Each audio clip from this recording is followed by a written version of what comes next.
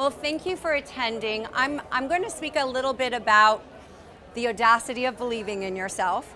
And also we're going to do a little healing at the end with the Monolina and some Reiki, and we're going to send energy to ourselves and to the collective. Because as you know, it's tough out there, right? And when we come together to heal ourselves, when we come together to heal each other, and when we come together to send energy out, it works, it's powerful. So we might as well, make use of all this good energy, right? And being together. So I wanted to just first introduce myself. My name is Maria Marshall. I have undergone a radical transformation in the last 10 years. And I want to just tell you, before I tell you what I do in the world, I want to tell you how I came up with the name of this talk. So the name of the talk is The Audacity of Believing in Yourself. And as all of us know, and I work a lot with the feminine, it's really hard to get behind yourself. It's hard to take a risk. It's hard to step into the unknown. It can be terrifying. We live in limitation. So I was speaking to an executive coach because I'm a first-time entrepreneur at the age of 57. And I need help, I need support, I don't know what I'm doing all the time, so what do? I back myself up and I get the support I need. And I was talking to my friend Amanda Baudier from Full Plate, Full Cup, and she's awesome. She's a healer, she's going to shaman school soon. And I said to her, Amanda, I cannot believe what I am doing. I am learning social media. I am filming reels. I was a girl who was never on a computer, never had Instagram, didn't want to see, I am launching my second website. I did a TV show a year ago. I'm producing a sizzle. A sizzle is an advertisement to pitch a TV series.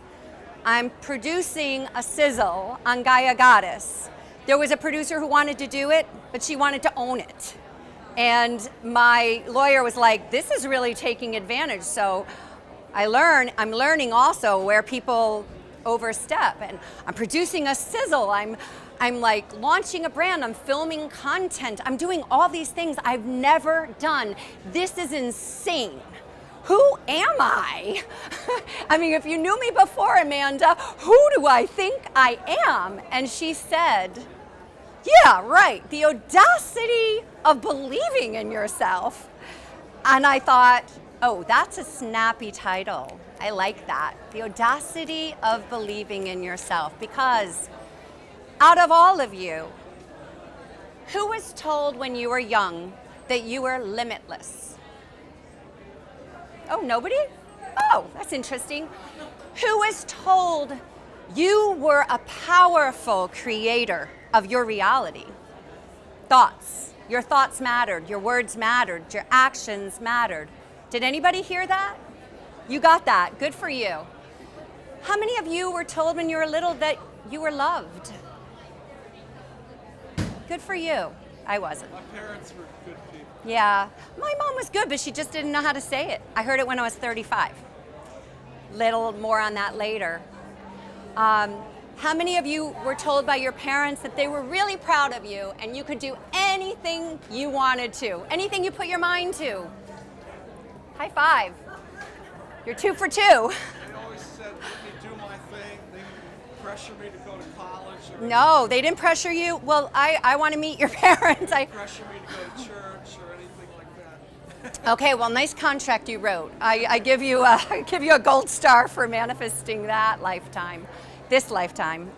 And I'm sure you've had other lifetimes where it wasn't so easy. Well, I didn't have any of those things. And on top of it, when my mother passed, it was my first time I ever went to a reader, a psychic reader who introduced me to my guide. And my guide said, you've always had a desire to help a lot of people, but part of you didn't want to come down into this world because you remembered some difficulties from a past life and you're like, I'm not sure I want to go. And you did it last minute for your mother. But souls like you that come here not wanting to pick up a lot of garbage. And I'm very sensitive and empathic.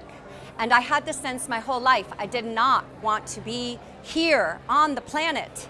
This is a dense, dense reality. And all of the existential questions I needed answers for, like why do we come? What happens to us when we die? Mama, why am I, fear at night, coming into my mom's room, she's smoking her cigarette, reading a Gotham romance novel, and she's like, what's the matter? My dad died, she was 36 with 5 kids, he died. So she kind of checked out. And it wasn't also like part of her culture to be affectionate physically or to say, I love you. She pushed me away, and I know she loved me, but I didn't feel it. So I go to her room, knock, knock on the door. What's the matter? And I'm like, I'm afraid. And she said, well, what are you afraid of? And I said, I'm afraid of dying. And she said, why are you afraid? And I said, because why do we come here? Just to be nothing. Like, squash, you're an ant, you're gone. That makes no sense to me. And you know what I didn't know at the time is that my mother actually believed in reincarnation because one of her best friends went down in an airplane crash, had a near death. She was actually dead for an hour.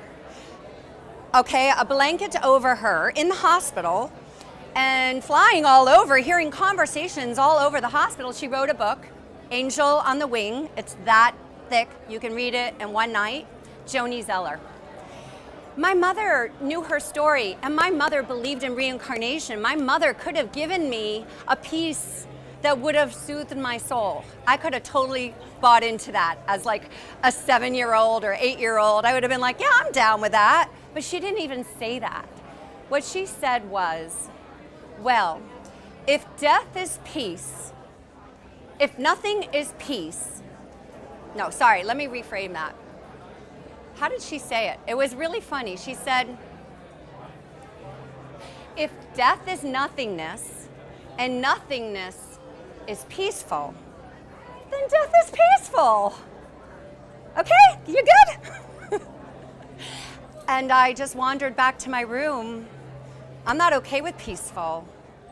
I'm not okay with being nothing. And then my entire life, my entire childhood, confirmed that I was nothing, that I wasn't worthy, that I wasn't lovable. I had traumatic childhood experiences. I was scared to death of failure. I did okay in school, but I would only do things I could nail, even as an adult with 3 children. I was a great mom, I was a great wife, and I was the hostess with the mostest. As a matter of fact, Martha Stewart has nothing on me because I would get busy in the kitchen on the weekends, and all I wanted to hear from people was like, oh, Maria, you're such a fabulous hostess. Oh, Maria, you're such a great cook, and I was. But you know what? I didn't even like to cook, I found out. And I did it all day long. From morning to night, they're all sitting by the pool, playing tennis. I'm in there with an ice pack on my back, 13 years, chopping red peppers, going, wait, what's wrong with this picture? Why am I doing this? And my mother died.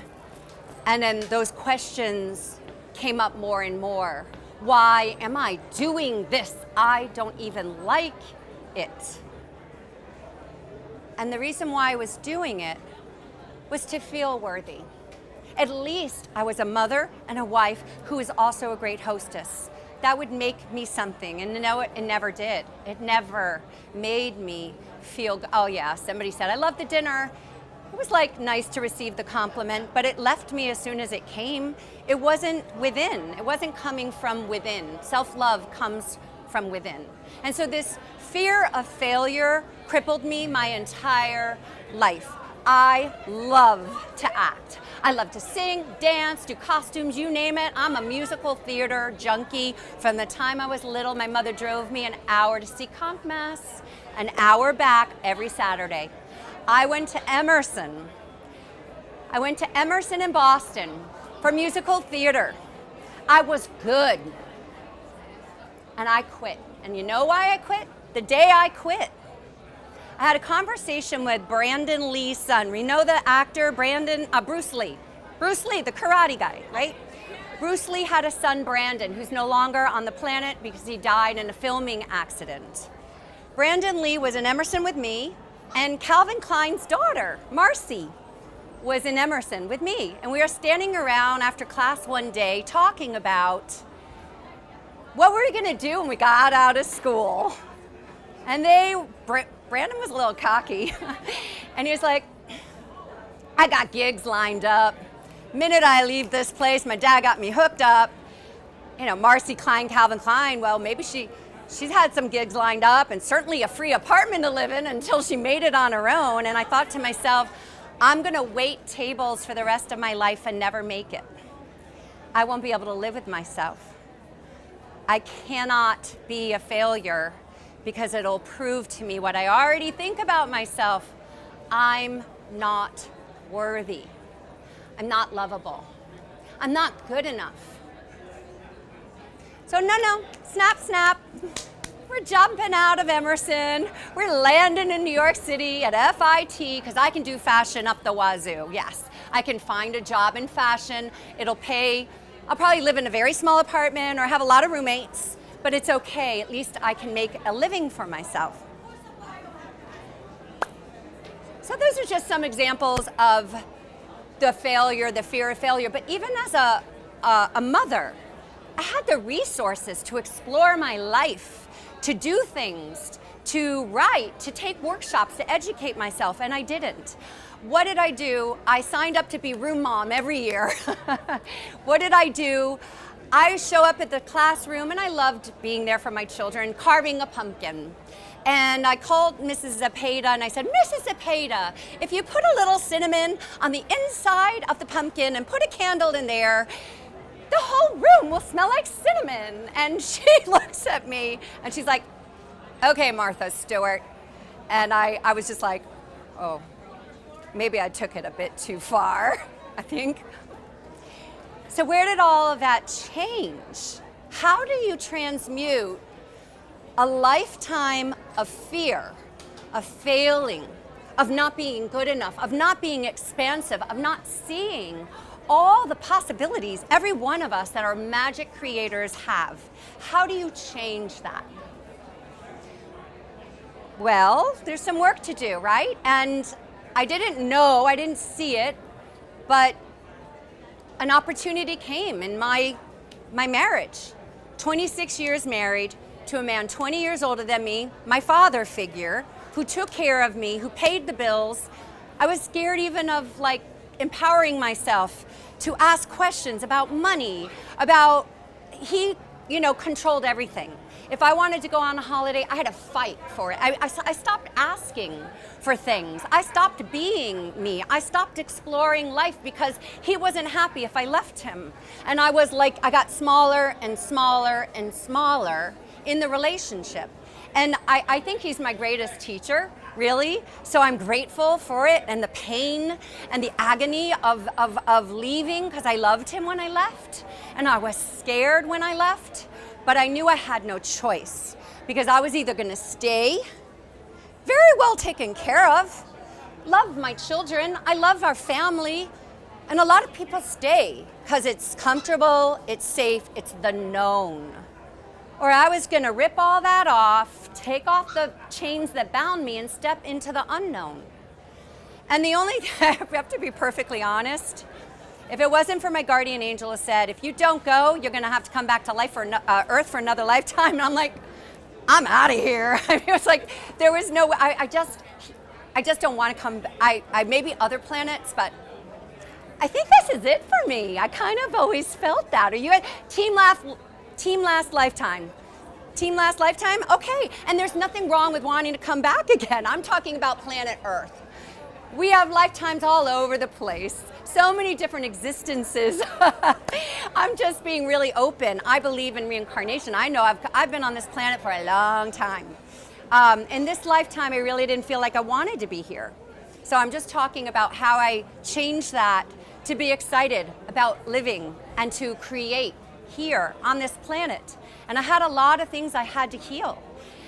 So I leave my life of 26 years. I leave the confines, the safety of my marriage, the relationship of a man who loved me, even though it was a little not healthy, and I loved him, but codependent for sure. And I find myself in New York. And I didn't know.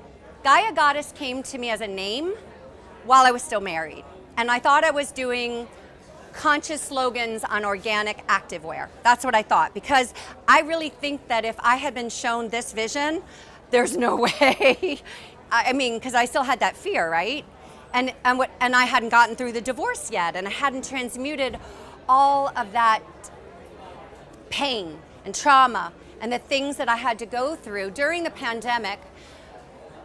You know, somebody asked me, you know, well, what are your resentments? I was drinking a little too much wine. I think some of us were doing that in the pandemic. And somebody in the program said, well, what are your resentments? It's part of a 12-step program. And I said, I don't resent anybody. I've healed all that. And then I go back to the wine and I'm like, wait a minute. I'm pretty sure I resent somebody.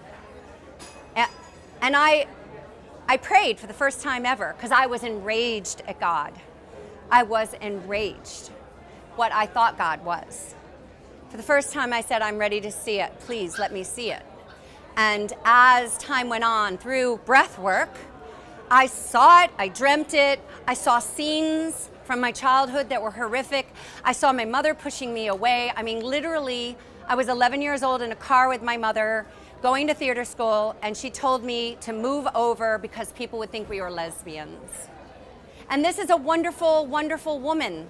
I mean, I love my mother. My mother was amazing, but she was uncomfortable with physical proximity. And what that did to me, those comments, I went to hold her hand and she took her hand away and and she was annoyed after church one day. My hand was cold. She had a nice mink coat. I wanted to put my hand in her pocket and she literally pushed me away.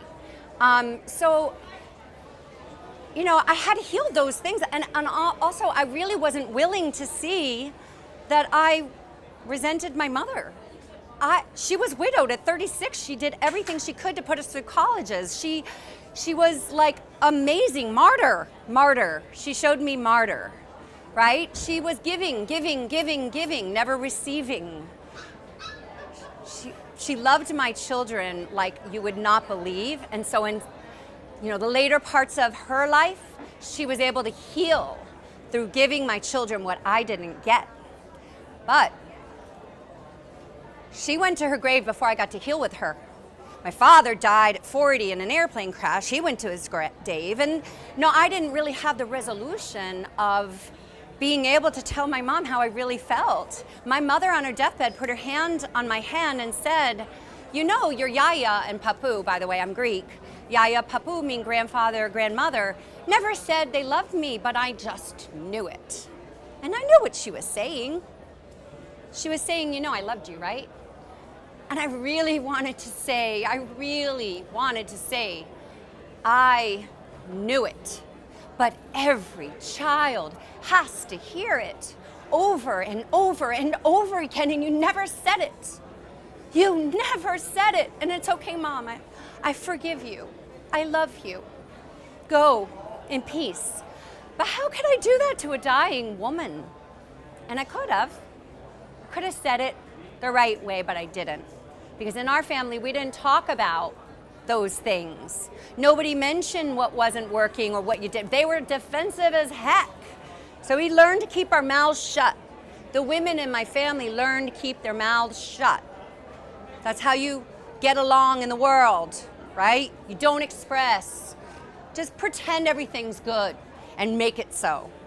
Well, that wasn't going to work for me anymore. So I left out of Florida, and my soul was calling me for so long. Like the walls of the apartment got smaller and heavier and smaller, and I was just like, I need out. And I'm from Rhode Island, so I missed almost 30 years in Florida. I missed the leaves changing. I missed the change of the seasons. I just missed the Northeast.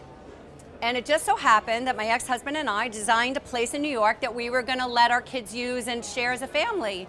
So I had a place to go to. I didn't have to go to a hotel. I just left and I had a place to land. Spirit's always looking out. Spirit's always got our backs. And that's another thing I've learned, where I was enraged and never prayed to God or universe or talked to the creator or source or whatever you want to call it. It's not really religious for me. I've also learned to have faith and trust. So I want to tell you a magical story that I still think about when fear starts to come up for me. Because I feel very aligned to what I'm here to do. I worked at a homeless shelter with women doing Reiki healing and sound vibration, giving crystals, giving little MP3 players so they could meditate when they were going for a job interview. I gave up my heart and soul, and this is before I left the X. And that experience for 5 years at Lotus House, I learned that if I could show up and love total strangers, maybe there was something lovable, maybe just something little lovable inside me. It made me feel good. It made me feel connected to myself when I gave, when I healed. And I guess that's just part of what I'm here to do, so it feels good. And so little by little, I start to have this vision of a brand, Gaia Goddess. What is Gaia Goddess? Gaia Goddess means spirit of the earth. It's a Greek. I'm Greek and Irish. I'm very connected to the Greek part, though.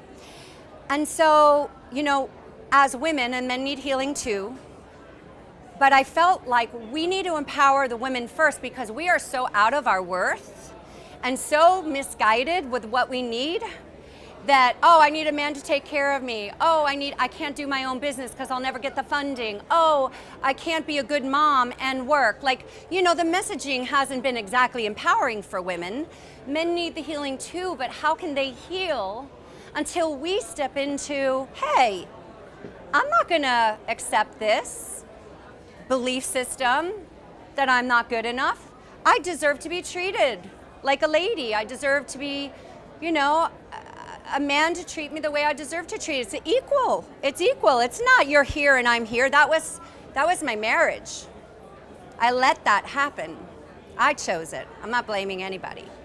So now I'm back fighting for myself, for my healing, for my voice, for my empowerment. And I start to see more and more Gaia Goddess. At first I said I thought I was clothing. And I think if she had shown me, and I do say she, Gaia, if she had shown me the vision that I'm doing now, I would have run for the hills. So she's like, you got to take Maria to the next step so she can see the four in front of her, and then take her to the next step. Because if you show her the whole staircase, it's going to be, ah! I was processing a lot too. I was processing dark night of the soul, all of that regurgitation of the trauma and the pain and the agony and the heartbreak and the mother stuff and the father stuff and the grandparent stuff and everything in between, right? It's a lot. For me, it's a lot. But I think it all serves its purpose, because how can I empower women if I hadn't done it for myself? How can I teach women to set a boundary? By the way, I just got good at setting boundaries recently.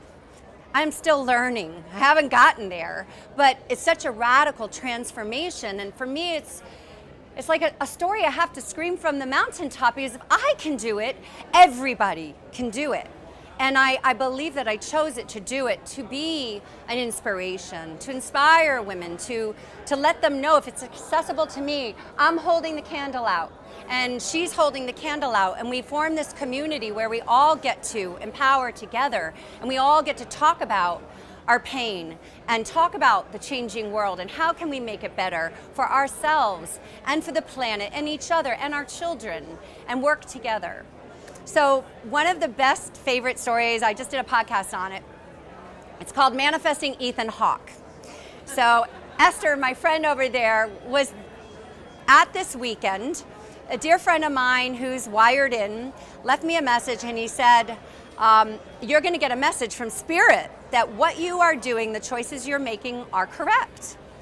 And I'm like, I don't know what this means, but whatever. And I was hosting a bunch of women to come for healing to my house, staying in hotel rooms. So I was doing a healing retreat in Connecticut.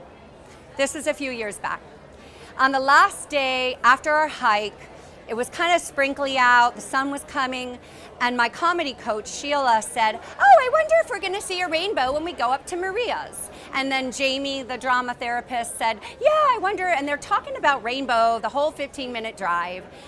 And we get to the Hopkins Inn, which is just below my house, and I see in front of me the most miraculous, vivid, big rainbow from start to finish. Like you could reach out and hug it. It wasn't transparent, it was there in your face. And everybody at the Hopkins Inn was walking around and taking pictures.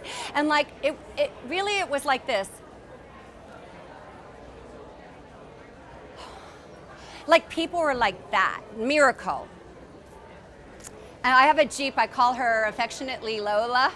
I get out of Lola and I'm standing around and this very handsome man walks up to me and he says to me, "Do you like the rainbow?" And I go, "Oh my God, yeah, of course." I mean, I was like tongue-tied. "Oh my God, yes, it's fabulous." He goes, "Yeah, I made it for you." And he walks off. Where are you going?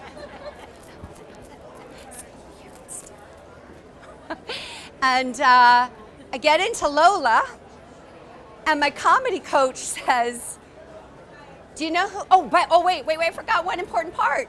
As he's saying that to me, there's a hawk circling his head. If you look up spirit animals, a hawk is a messenger of spirit. So a hawk circling his head, just above his head. I get into Lola, and Sheila goes, "Do you know who that was? She's in showbiz." I'm like, "No, I don't know who any actors are." She goes, "That was Ethan Hawke." Messenger of spirit. Spirit told me, after I hosted a retreat to heal women, "Do you like the rainbow? I made it for you."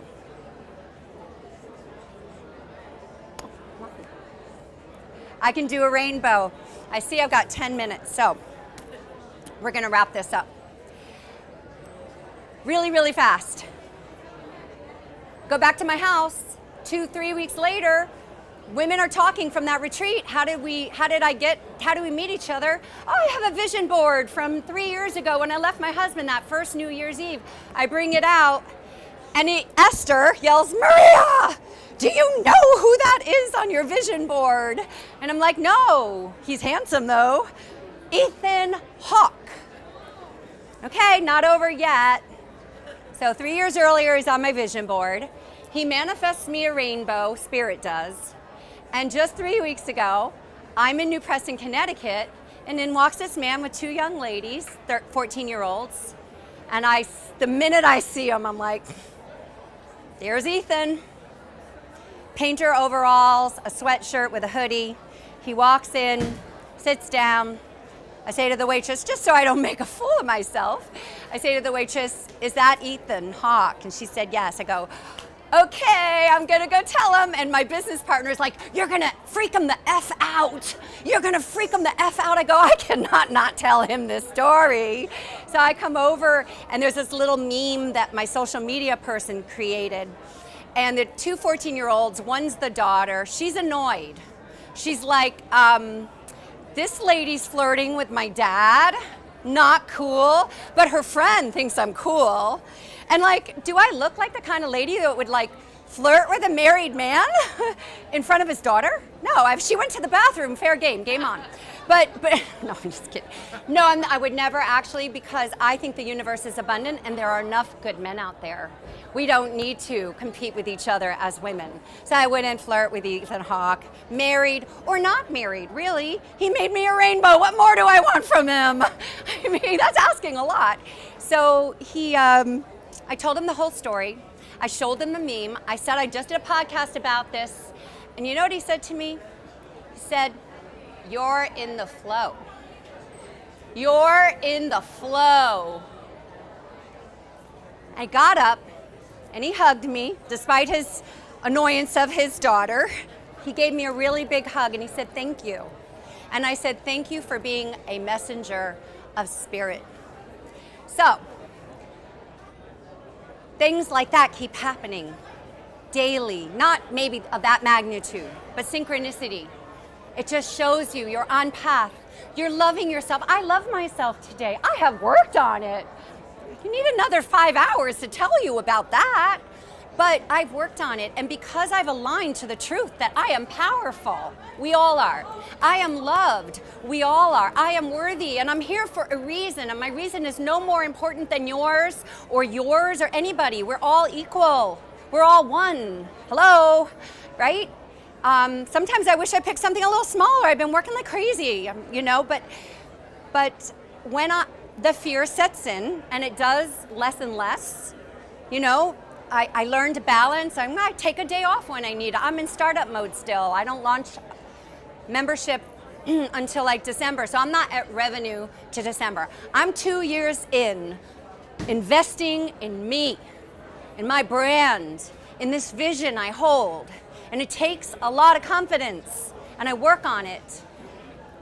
But when I get afraid, I just do breath work. And I remind myself that if spirit can make me a rainbow, then spirit can make this business do what it needs to do. And I detach from the need for it to look this way or make this happen or reach that many people or have this many people in a room. It doesn't matter because spirit's behind everything. And I trust that. I used to go to the homeless shelter. One person would show up, but I learned, and I had 3 volunteers, and I learned that if anybody else was in that room, she would not have gotten what she needed because she wouldn't have felt safe to share. So, because she lived with other people that would hear her story. So I just wanted to say, the audacity of believing in yourself is based on loving yourself and knowing there is no failure. We learn, we come here to learn. Only failure is actually allowing fear to stop you. That's the only failure I see. And everybody's here, we're all beings of love, and we're all super, super powerful. And if you got anything today from me, from my talk, I hope that you got that you are so loved. You are powerful beyond measure. You all are here for a very powerful reason, and even if it doesn't seem that way at times, know it in your heart. Because when you know it, you start to see things unfold in your reality that confirm it, like rainbows. Anyways, I don't think I have much longer to talk, but if anybody has a question or two before, I'm pretty much wrapping it up here. Do I have time to do a little Monalina or take some questions? 5 minutes? Okay, does anybody have a question? Yes? Would you say that too many people equate success with money? Too many people... I mean, let's say you're a musician and you're a good musician. That's something you've achieved in your life. But there are people who might say, well, I'm a musician, but I'm not making any money at it, so that means I'm a failure. No. Which I don't believe. No. But do you think there are people who think that way? Oh, absolutely. In other words, if I'm not, mass... if I'm not making money, or if I'm not making a living, then I'm a failure. Yes, of course there are, and especially men. I think it's wrong. Yes. I think too many people have money as the goal. Right. I don't know, I totally agree. you agree with I absolutely. I think first of all, our world has lied to us to keep us out of our power. So one lie for women is you're not worthy unless you're beautiful and perfect and this weight and this size, and that'll keep you spinning your wheels. And men, well, you're not powerful unless you have X amount of dollars in the bank, you got a wife and children and this kind of car, and that will keep you spinning. But what if you were rich, you're famous, but that's a lie. And so the thing is, the universe is always listening to you, and if you think those lies, it's not going to support you. So until you align with the truth of your being, if you want to create abundance, the universe and Gaia are abundant. You can have anything, you can eat and have a home and have these things and do what you love doing it. You do something for love, not for money. Well, I mean, how many people do you know that are like billionaires or millionaires that are unhappy? People, I've heard, do what you love and the money will come. The money will follow later. I mean, I think that's in truth, but you have to clear the limiting beliefs around you. I think that's partially true, but there's more to that. You have to also clear the limiting beliefs, which is, I am worthy of being abundant. I am ready to receive the abundance of Gaia. I say that a lot because I'm looking for investors. And I know they're going to come, but if I'm in fear or a belief system that I don't deserve it, guess what? They'll never come. That's why the work, the inner work is required to manifest. You just can't Joe Dispenza it all the time. You know, you have to work on the stuff that stops you from manifesting. So, yeah. Does that answer your question? Yeah. Okay. No, that's all part of it. Yeah. Okay. Does anybody else, I mean, just by the way, I'm a Reiki master, so as a Reiki healer, when you paint, when you cook, when you speak, the energy flows out. So you get healing when somebody's speaking. And yeah, so you're thinking Manalina? I mean, I think we just had a couple of minutes. So I was gonna do a little healing experience, but I think we have pretty much tapped out. We've tapped out, yeah. As you see, there's a lot of commotion going on in the room. Yes, questions? Yeah, as a matter of fact, we're doing a one-day women's retreat in the city, January 20th, and it's very, very affordable. We also have a free membership online. So Gaia Goddess Lifestyle is our Instagram, and with the free membership, you get healing, meditations, and virtual sanctuaries once a month. So we've had my friend Susan teach an energetic routine. We had a medium who was connecting to some spirits who had recently passed with the ladies that attended. You know, all of these sessions are like a couple of hundred, at least an hour, and they're offered for free once a month. So the free membership is where we have selling now, or not selling, obviously, is offered. There's a self-love meditation I recorded on there that really is effective if you are working on that. So Gaia Goddess Lifestyle, and then come December, January, we're gonna have a $44 a month membership where you get yoga, pelvic floor, like everything that women need. And we'll have an app so we can do more women in business, and we can do women in branding, and yeah, and women. Oh, I'm being told that it looks like our time's up. So I think I could take one more question and then.